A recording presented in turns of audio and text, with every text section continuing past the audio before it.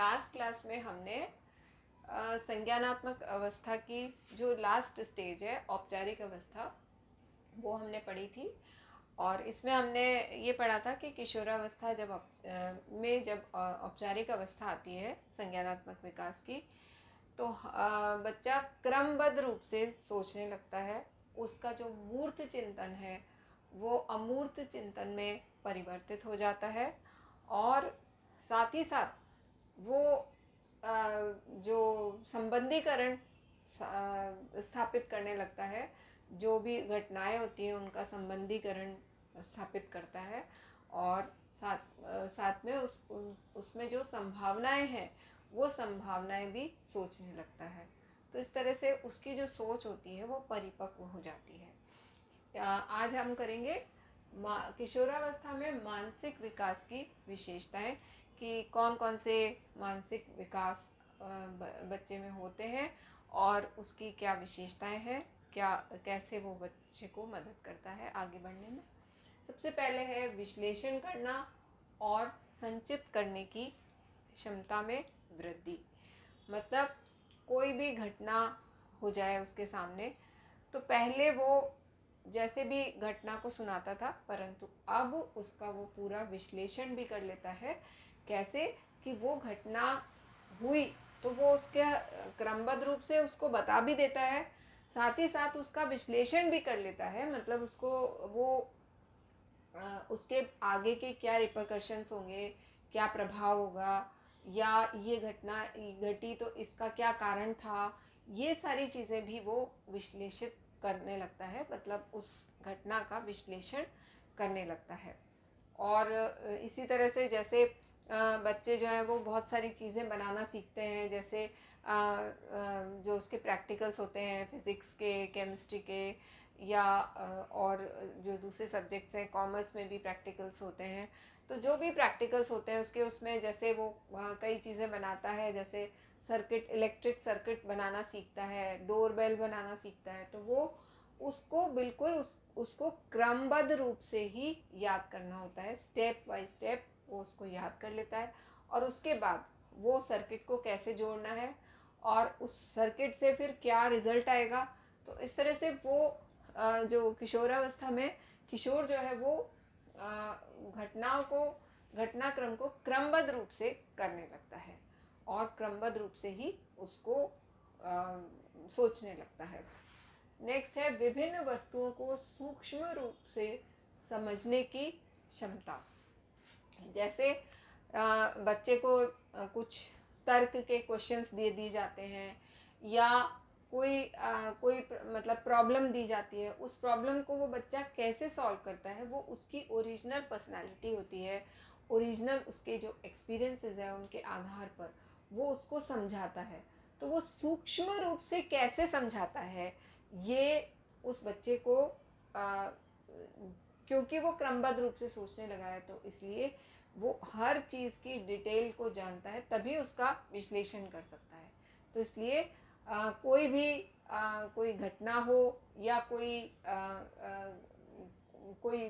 समस्या हो उसके सामने, या कोई चीज़ ऐसी है जिसको उसको बनाना है, सृजन करना है, उन सभी में वो सूक्ष्म रूप से उसको समझने लगता है। नेक्स्ट है सही सामान्यकरण करने की बढ़ती हुई क्षमता।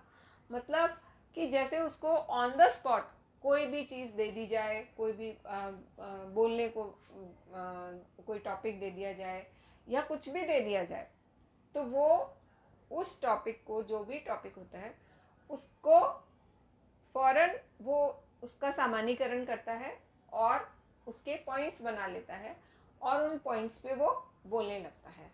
तो ये उसकी क्षमता का विकास हम कर सकते हैं। यदि उसको हम ऐसा एनवायरनमेंट नहीं देते या हम उसको एनकरेज नहीं करते, तो उसमें ये क्षमता का विकास नहीं होगा।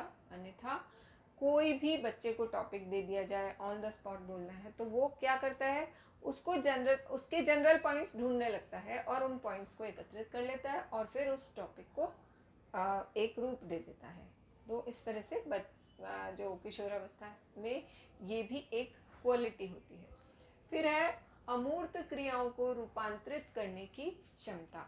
जो भी अमूर्त क्रियाएं हैं, है ना, मतलब जो मूर्त चिंतन था वो तो उसका बाल्यावस्था में था, अब उसका अमूर्त चिंतन है, तो वो अमूर्त क्रियाओं को रूपांतरित करने की क्षमता भी उसमें होती है। मतलब कि जैसे कोई प्रॉब्लम उसको दे दी जाए, तो जैसे मैथ्स की प्रॉब्लम है या इस तरह के कोई सॉल्यूशन उसको दे दिए जाएं, तो वो धीरे धीरे क्रमबद्ध रूप से उसको समझ लेता है, स्टेप बाय स्टेप उसको सॉल्व करता है और उसमें ये क्षमता विकसित हो जाती है। फिर है भूल व प्रयास की विधि का कम प्रयोग करना। भूल व प्रयास की विधि जो है वो जितना छोटा बच्चा होगा उतना ही वो भूल और प्रयास से सीखेगा, क्योंकि उसका ना तो इतना अनुभव है, ना उसके पास इतना मतलब अमूर्त चिंतन है उसके पास। तो वो क्या करता है, भूल और प्रयास से एक कोई भी चीज़ करी, उससे हो गई तो उसको वापस रिपीट करके देखता है, फिर कुछ चीज़ छूट जाती है उससे, फिर वापस वो करने लगता है, ऐसे करते करते वो उस चीज़ को सीख जाता है। तो ये भूल और प्रयास की जो विधि है, जितना छोटा बच्चा होगा वो भूल और प्रयास से सीखता है, जितना बड़ा बच्चा होगा वो भूल और प्रयास से कम सीखता है। फिर नेक्स्ट है दूरदर्शी उद्देश्यों के प्रति आकर्षित होना। मतलब जो उसके दूरदर्शी उद्देश्य हैं, जैसे उसका कोई कुछ बनने का एम है, कोई जैसे कोई अचीवमेंट करना है उसको, या बच्चे जैसे कोई सब्जेक्ट सिलेक्ट करते हैं, वो भी एक दूरदर्शी एम है। सब्जेक्ट ऐसे ही नहीं सिलेक्ट करते, वो कुछ बनना चाहते हैं उस क्षेत्र में, उस फील्ड में कुछ आगे चल के अपना करियर ढूंढते हैं, इसलिए वो सब्जेक्ट लेते हैं। तो दूरदर्शी होना वो सीख जाता है, और उसको पूरा करने के लिए जो उसके छोटे छोटे उद्देश्य हैं उनको वो छोड़ भी देता है। दूरदर्शिता बच्चे में विकसित हो जाती है और वो उसको प्राप्त करने के लिए प्रयत्न करता है। नेक्स्ट है आत्म मूल्यांकन तथा आलोचना करना। आत्म मूल्यांकन बच्चे के लिए बहुत इम्पोर्टेंट है कि वो कैसे किसी चीज़ का मूल्यांकन करता है, वो कोई भी कार्य करता है तो उसको कैसे आंकता है, कैसे उसका मूल्यांकन करता है। तो और आत्म मूल्यांकन में ये भी होता है कि वो कहाँ पर स्टैंड कर रहा है, वो भी उसको अच्छे से पता होना चाहिए। बच्चे को अपनी कमियां और अपनी जो खूबियां हैं वो दोनों ही उसको पता होनी चाहिए। उसको उसके पॉजिटिव पॉइंट्स भी पता होने चाहिए, उसके नेगेटिव पॉइंट्स भी पता होने चाहिए, जिससे वो अपनी जो कमियां हैं उनको दूर कर सके, जो खूबियां हैं उनको डेवलप कर सके। तो ये आत्म मूल्यांकन बहुत ज़रूरी है, और साथ ही साथ आलोचना भी बहुत ज़रूरी है। जैसे कोई अगर किसी बच्चे को कोई क्रिटिसिज्म मिलता है तो उस क्रिटिसिज्म से वो उसको पता चल जाता है कि हाँ मेरी ये गलती हुई है और अब मैं इसको वापस से रिपीट नहीं करूँगा। कई बार एग्रेशन के कारण भी वो आलोचना में उसको गुस्सा आता है, तो कई बार वो वो सोचता है कि अच्छा इन्होंने ऐसा सोचा, मैं इससे भी आगे बढ़ के दिखाऊंगा। तो इस तरह से बच्चे के अंदर कई तरह के इमोशंस विकसित होते हैं और वो आलोचना से भी अपने अंदर इम्प्रूवमेंट लाता है, आत्म मूल्यांकन से भी अपने अंदर इम्प्रूवमेंट लाता है। फिर है तर्कपूर्ण आत्म नियंत्रण करना। मतलब कि कई बार ऐसा होता है कि लक्ष्य प्राप्ति के लिए उसको अपने आप को नियंत्रित करना पड़ता है, अपने आप को कंट्रोल करना पड़ता है। बहुत सारे बच्चे हैं जो कि कंपटीशन फाइट करते हैं, कंपटीशन फाइट करने के लिए वो पढ़ाई करते हैं। पढ़ाई जब वो करते हैं तो वो एकाग्रचित्त होकर पढ़ाई करनी पड़ती है उनको। तो वो कहीं भी किसी भी ओकेजन में या किसी भी फंक्शन में या किसी भी गैदरिंग में नहीं जाते हैं। क्यों नहीं जाते हैं? क्योंकि उनको उनका दूरदर्शी उद्देश्य पूरा करना है। तो दूरदर्शी उद्देश्य पूरा करने के लिए उनको आत्मनियंत्रण बहुत ज़रूरी है। अगर बच्चे में आत्मनियंत्रण नहीं है तो वो उस उद्देश्य की प्राप्ति नहीं कर पाएगा। फिर साथ में ज्ञान की वृद्धि, जब बच्चे में तर्कपूर्ण जो तर्कपूर्ण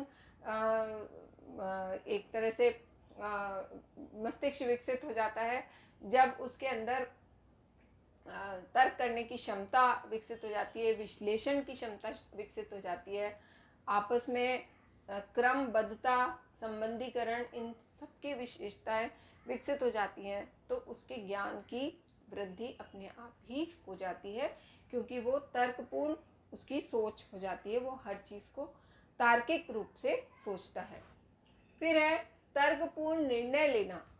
जो बच्चा कोई भी निर्णय लेता है तो वो भी तर्क उसमें होता है और तर्क करके ही वो निर्णय लेता है। और इसमें सबसे पहले उसकी जागरूकता होना बहुत ज़रूरी है। किसी भी विषय में उसकी जागरूकता होना, अगर वो जागरूक नहीं है तो उसको उसकी नॉलेज नहीं होगी। नेक्स्ट है निर्णय लेने की क्षमता भी होनी चाहिए, क्विक डिसीजन लेने की क्षमता भी उसके अंदर होनी चाहिए। फिर उसके बाद सूचनाओं को क्रमबद्ध रूप से एकत्रित करना, क्रमबद्ध रूप से उनका उपयोग करना, ये भी उसके अंदर वो होना चाहिए। फिर उसके बाद संचार का विकास करना, मतलब कि वो कैसे कम्युनिकेट करे, कैसे वो उन चीज़ों को और दूसरे लोगों तक भी पहुंचाए, ये भी बहुत ज़रूरी है। और साथ ही साथ में उसके अंदर नैतिक समझ में भी वृद्धि हो जाती है कि किस तरह से हमें कैसे अपने आप को रिप्रेजेंट करना चाहिए, किस तरह से बोलना चाहिए, कैसे क्योंकि ये एटिकेट्स जो होते हैं ये भी बहुत काम आते हैं। बच्चा जब कहीं इंटरव्यू देने जाता है या किसी भी कॉम्पिटिटिव एग्ज़ाम को जब फाइट करता है तो उसमें एक नैतिक अनुशासन होता है, और वो अनुशासन में रहना, अनुशासन की अपेक्षा की जाती है उस बच्चे से, और उस अनुशासन में रहना बच्चे के लिए बहुत ज़रूरी होता है यदि वो अपने आप को कहीं भी एक्सप्रेस कर रहा है या कहीं भी दे रहा है। क्योंकि किसी भी एग्ज़ाम को देने के लिए उसके अलग अलग रूल्स होते हैं। जैसे कि आजकल जो है कोविड के चक्कर में आपको मास्क लगाना बहुत ज़रूरी है, सैनिटाइज़र से हाथ बार बार सैनिटाइज करना बहुत ज़रूरी है। जो भी बच्चा लेके आ रहा है अपना सामान, तो वो सामान बिल्कुल लिमिटेड होना चाहिए और सैनिटाइज्ड होना चाहिए। और तो ये हर जगह की, हर समय की अपनी अलग अलग डिमांड होती है, अलग अलग उसकी वो होती है, अपेक्षाएं होती है। तो उसी हिसाब से बच्चे को फॉलो करना पड़ता है वो रूल्स। तो इसलिए उसमें नैतिक विकास में भी वृद्धि होती है। इसी तरह से बच्चा कहीं स्कूल में जाता है तो स्कूल में कैसे बोलना है, कॉलेज में जाता है कॉलेज में किस तरह से अपने आप को अभिव्यक्त करना है, ये सारी चीज़ें बच्चे को क्रमबद्ध रूप से आनी चाहिए, जिससे बच्चा अपने आप को जैसे ही प्रेजेंट करे तो जो जिनके आगे वो अपने आप को प्रेजेंट कर रहा है उन तक उसका जो इम्प्रेशन है वो अच्छा होना चाहिए। तो ये बच्चे के अंदर क्वालिटी होनी चाहिए, और ये क्वालिटी ये सारी क्वालिटीज़ जो हैं वो बच्चे में जैसे जैसे वो मैच्योर होता है, जैसे जैसे उसका मस्तिष्क परिपक्व होता जाता है, वैसे वैसे वो सीखता जाता है। तो आज ये औपचारिक अवस्था यहीं पर ही ख़त्म होती है। और इसके अलावा हम थोड़े से इसके वो भी करेंगे कारक या फैक्टर्स अफेक्टिंग, और उसके बाद ये संज्ञानात्मक विकास जो है वो पूरा होगा। तो नेक्स्ट क्लास में हम लोग संज्ञानात्मक विकास को प्रभावित करने वाले कारक करेंगे। Thank you.